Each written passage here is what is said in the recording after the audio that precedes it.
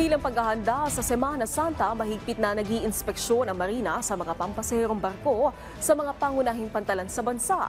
Pagkakaroon ng life-saving appliances kabilang sa tinitingnan. May balitang pambansa si Rod Lagusan ng PTV. Higit 2 linggo bago ang inaasahang dagsa ng mga mag-uuwiang pasahero ngayong Holy Week, maagang nagsagawa ng inspeksyon ng Maritime Industry Authority o Marina sa mga pampasaherong barko.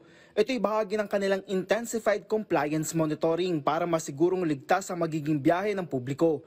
Ito'y bagong programa ng Marina para matiyak na sumusunod sa mga regulasyon ng mga pampasaherong barko na nasa mga pantalan na karaniwang dinadagsa ng mga pasahero. Ayon kay Marina Administrator Sonia Malaluan, may 7 timang marina na nag-iinspeksyon sa mga pangunahing pantalan sa Pilipinas tulad ng Batangas, Lucena at Cebu na inaasahang dadagsain ng mga pasahero.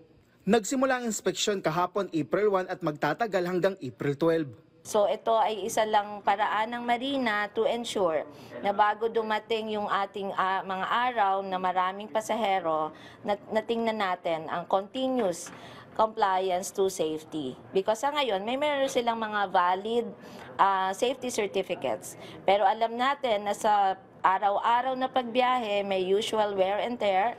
That's why we want to confirm. Anya, kasama sa kanilang tinitingnan ay ang pagkakaroon ng life-saving appliances, gaya ng life vest at mga life raft, at mga firefighting equipment ng mga barko.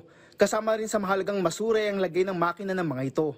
At kung makikita na may pagkukulang o violation ng isang barko, pwedeng masuspinde o hindi mabigyan ng safety certificate. Katuwang ng ahensya dito ay ang Philippine Coast Guard para siguruhin na sumusunod ang mga pampasaherong barko. Anila nakahanda na sila sa pagdagsa ng mga pasahero, gaya na lang dito sa Batangas Port.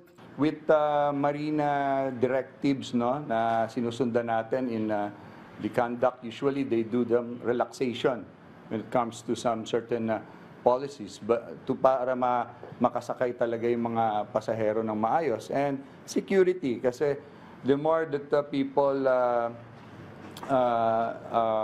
are here, marami sa ating mga ports na pupuno. Kaugnay nito, nag-request na sila ng karagdagang tauhan para magbantay sa pantalan. Kasama na dito ang mga force multiplier hindi lang mula sa DOTR kundi mula sa PNP at maging sa LGU. Payo naman ng Marina sa publiko, ito anya ay para maiwasan na maabala at magkaroon ng maayos na biyahe. Mula sa PTV Manila, Rod Lagusad, Balitang Pambansa.